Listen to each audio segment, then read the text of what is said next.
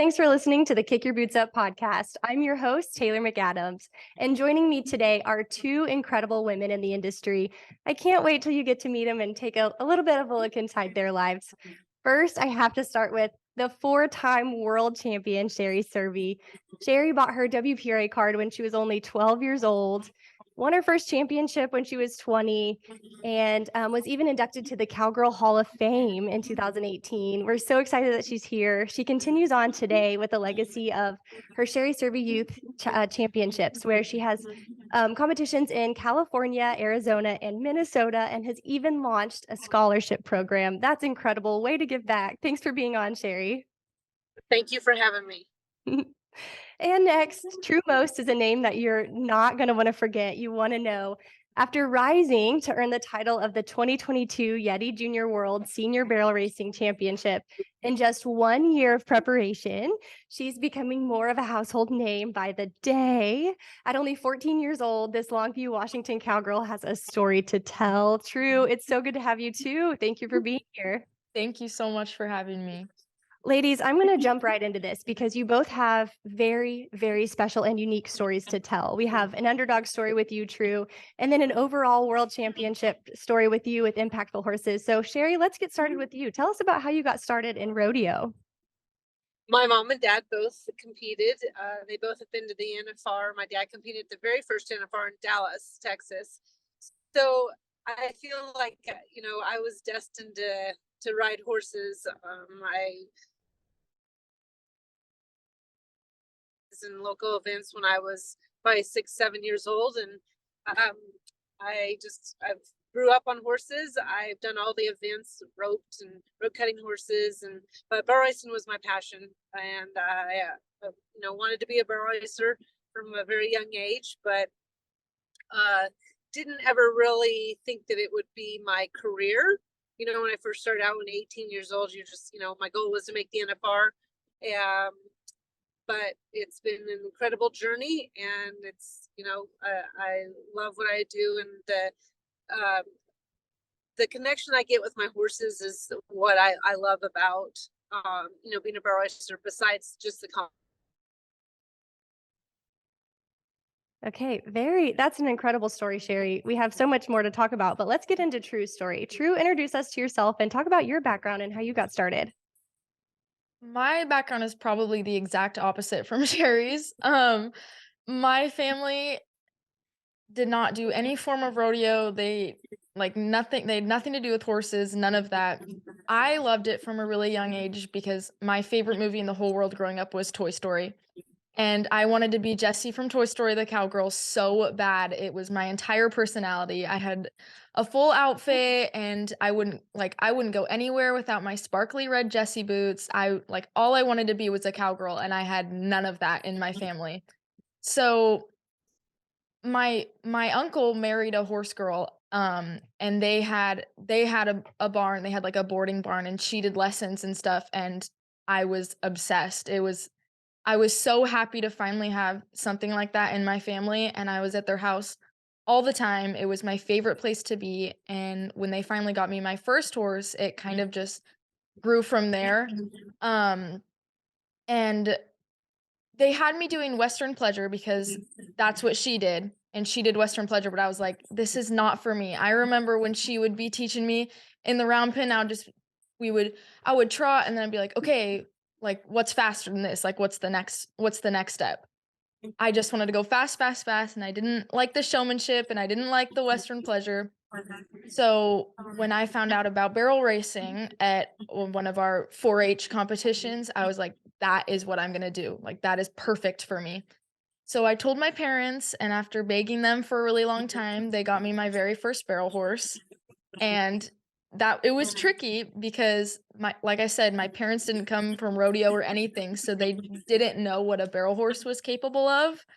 So he was a lot of horse for me, going from lesson horses to a big scary barrel horse who just wanted to run. So honestly, I didn't like him at all. When I first got him, I really didn't like him. We weren't friends at all, but after the first couple months of having him, I learned to really love him, and I learned that his excitement was the same as my excitement, and we got to be really best friends, and it's grown from there.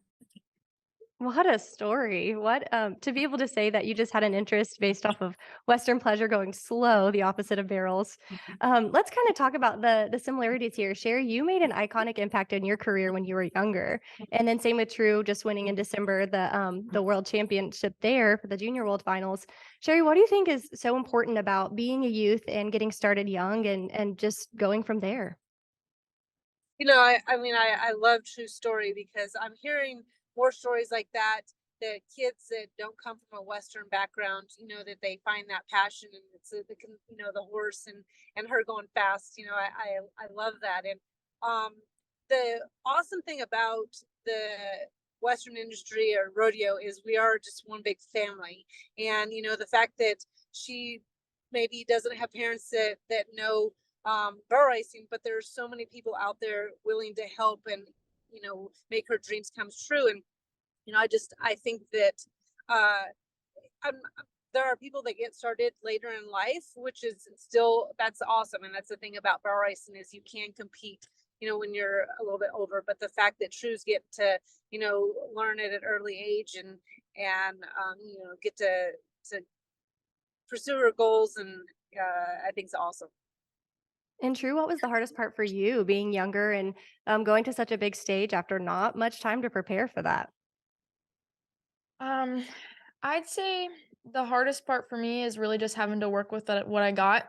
You know, my family's been super supportive, and they have definitely given me all of the blocks to get here, but it was definitely a lot of figuring it out on my own, and a lot of trying to get people to take me seriously, because when you have a family that doesn't really know how, like rodeo works and all that kind of stuff, it's hard for them for them sometimes to understand how serious it can get, but a lot of it for me was doing stuff on my own and building up on my own. Because at a lot of like junior and high school rodeos, that kind of stuff, you'll see all those girls, that come from the big rodeo families, and they kind of got it all figured out. But sometimes it still feels like I'm just starting, and there's still so much that I have to know and definitely working up by myself to get here.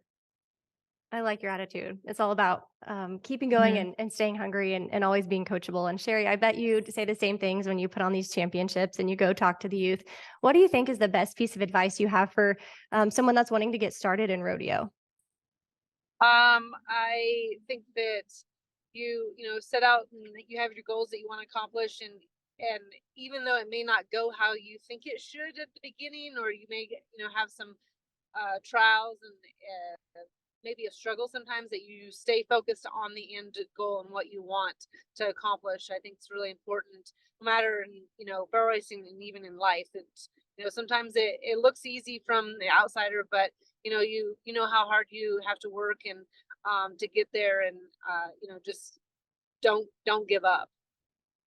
I love that you said that in barrel racing and in life. There are so many life lessons that we've all learned probably from the barrel pin or the practice pin, just going around the barrels doing the thing. Mhm. So thank you for that tidbit of advice. And we've got to move on to our next bit of questions. It's very important to talk about being a horsewoman and the horsemanship that goes along with it, but the incredible horses that you guys are just blessed to get to go along with along the way. So let's talk about some horses that built you. True, do you want to get started? Sure. As I was saying, my first barrel horse, Cash, was tricky and took a lot of learning, and he wasn't an easy, I wouldn't even say kid friendly at all horse, but I would definitely say I don't think that I would be here without him.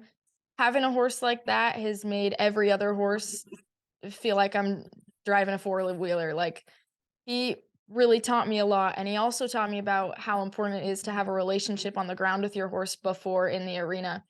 Something that I think is really important is definitely having a bond with your horse, because in all honesty, this sport is a team sport. I can't do it without my horse, and my horse can't do it without me. So it's really important for me that my horse and I are a team, and we have a connection on the ground before in the arena.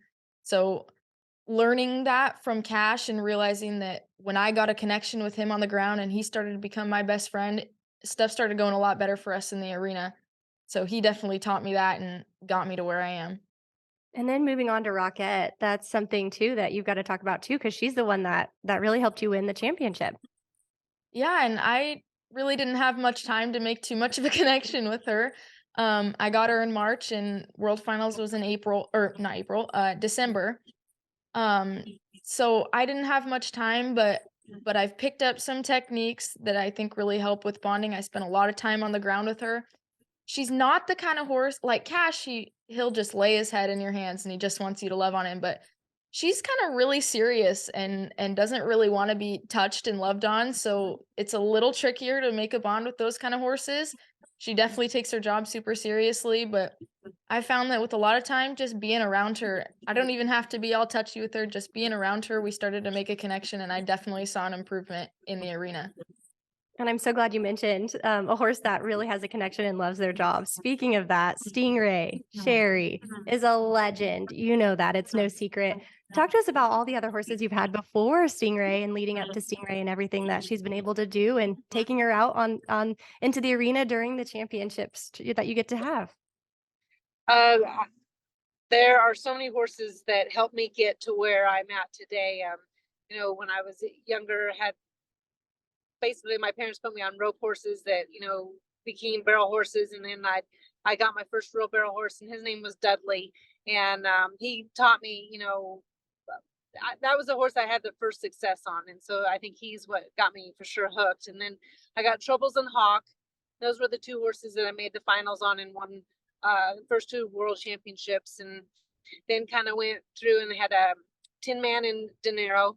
And Dinero is a stud that my dad owned, and his registered name is PC Frenchman's Heyday, and he was kind of the backbone of my dad's breeding program, and I also competed on him, and that's what led to getting Stingray, because he's her dad. And so the fact that I feel like it's come full circle, because when I competed on Troubles and Hawk, I was competing against Christy Peterson and Bozo, and my dad loved that horse. And so Dinero is a full brother to Bozo. And so that's why my dad, purchased him to get some of that breeding in our program, and then getting to raise Stingray, and, just everything that she's done. And we're now, she's retired, and I'm getting colts out of her, which is, so cool to be able to ride those colts, and, I'm riding one now. Her name's Money May, and she looks just like her mother. She's a little mini me. And, so, I'm very grateful for my horses that I've had, and getting to bring Stingray in the arena to, get her picture taken with those kids. We just do it in Arizona because that's, it's close to home. And I truly feel like she loves that, and she still loves the attention, and she poses for a picture. And that mare is very, very special to our family. To your family and the rest of the world too. She's an icon. Yes. And one thing that I think is really cool is that the new one that you get to ride looks just like Mama. I'm sure there's a lot of fans out there that think it's Stingray. Has anyone ever mentioned that? Oh yeah. Though, when they answer, like, is that Stingray? And Stingray's 21 this year, so she definitely is in full retirement. But yeah, Money Mays, it's funny how, people think that she does. She looks just like her. So That is so fun. I can't wait to see how you guys do this year. Right now, we've got to mention you're on the road headed to another rodeo, and your future's bright there. Let's talk about your goals for 2023 season and even in the future. yeah, I'm just Money May's now 8 years old, and I had some, had plans last summer to go a little bit more, and had a couple of my horses got hurt, and that's just part of it. You got to regroup, and so didn't get to fulfill my plans or my goals, what I wanted to accomplish last year. And so we're starting out this year, and I'm gonna go and see how it goes. And my horses are back. I feel like sound and ready to go. And but Corey and I get to go together, which is awesome, just because neither one of us want to be going by ourselves. That's no fun. And we're at a point in our career where you when you go, you want to go enjoy it. It is our career, but we also still um we're at a different point in our life where, we're like, okay, we're going to enjoy this. Good for you guys. That's the attitude that you should have. And I respect that so much for your quote unquote work-life balance per se, since your office is a little bit different than most. And Tru, let's talk about you a little bit. Your future is really bright. Obviously, you're just getting started and breaking ground. Let's talk about your goals and the future for you in 2023. 2023, my dad and I were gonna do WPRA over here in Washington just to kind of introduce me to that because I definitely see that in my future. I definitely would want to go to the NFR after high school. So I feel like that would be a really good way to kind of introduce me to that and get my horse introduced to that. That way, when the time comes, I feel like it's gonna be a lot easier for us. We'll kind of already know the ropes. I definitely want to qualify for world finals again and take a shot at winning that again. I definitely think we're capable and that would be a cool thing to accomplish to win it twice in a row. So that's definitely something I want to try to do for 2023.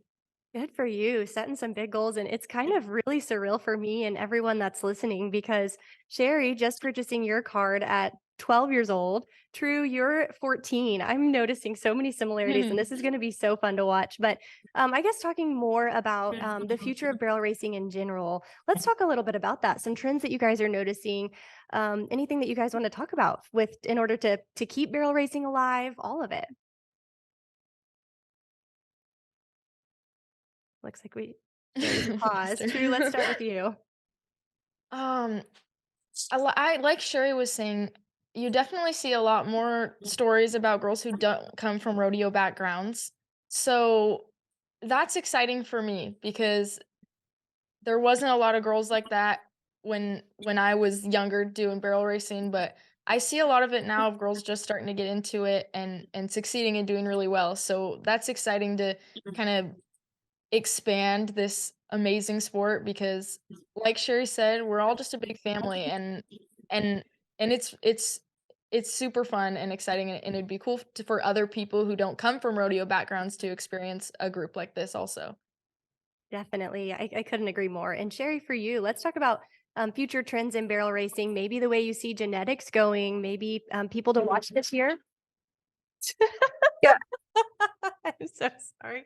We have some lights behind. I was telling Tru before you got on, we have some lights and they just fell. Anyways, I'm Oh, gonna re-ask you that question. okay. Okay. So the future is bright for barrel racing in general. Sherry, I'm interested to hear your thoughts. Let's talk about the future of barrel racing, genetics that you might be noticing a new trend for, maybe the future of the sport as a whole. Yeah, I think the future of the sport is headed in a really exciting direction. The breeding program just for barrel horses is I mean, since probably 15 years, the depth of great horses is really deep. What I see is kids and people are getting into it. The knowledge that is so accessible to our fingertips, getting on the phone and watching videos and the people that we can learn from is, really easy for people to access now. And which I love because I think that, you never want to stop learning. And I think that our horsemanship's getting better. People are wanting to work more on their horsemanship and be better riders. And with the breeding programs that are out there and the money that's out there, just at the big jackpots that you can win, is making it to where barrel racing you can win a lot of money. So I think that we are headed in a really good direction. I agree. And you have seen the days where barrel racers and rodeo in general didn't get paid as much. And now we're in the millions just in one weekend sometimes. So that's very, very encouraging. And, there's not many times, Tru, that you get to sit down with a world champion and find out what's going on in their head. So before we go, I'm genuinely curious. Tru, do you have any questions for Sherry that you want to ask her about? I do have a question. I feel like this would apply to a lot of other people as well. Like a lot of other people have this question. What do you think is the hardest part about being on the road and your best advice for traveling so often? Because this really is a lifetime commitment sport. It definitely is, and that was a great question. And funny that you asked me that today while we're driving. We, being on the road is not as glamorous as it looks. We 2 days ago ran a wheel off our living quarters trailer in Dallas, Texas. So we left our trailer in Texas. We borrowed a trailer from Corey's partner. We went to Arizona, dropped some horses off, got up this morning at 2:00 and we're driving and blew a front tire on the truck. And so had to get that changed. And so we are behind schedule. We should have already been to our destination, but it's just part of it. And you got to adapt and be ready for anything thrown at you. If you are a person that thinks that you need to follow a certain schedule and have things mapped out, let me just tell you, that doesn't happen in the rodeo life. So you've got to be able to go with whatever's thrown at you. So I think that just being able to, not let the things outside of the arena get you down, and just be able to, fix what you can and have a positive attitude, I would say, is be the most important thing that you can do for yourself. That was really great advice and great question too, Tru. It sounds like our time is up for today, even though I personally would love to talk for hours and hours and hours, picking both of your brains. It's been so good to kind of step back in time. It's been a while since I've gotten to even ride. So I've loved this little cowgirl connection we've had here. And I wish you both the best on the different roads that you're taking, whatever milestone it is and whatever goal you have. I wish you both the best. Sherry, thank you for being such a great endorsee for Justin. Tru, thank you for being on the podcast. We look forward to seeing your bright future ahead, and I wish you both the best. Thank you. Thank you. Thank you. Good luck, Tru.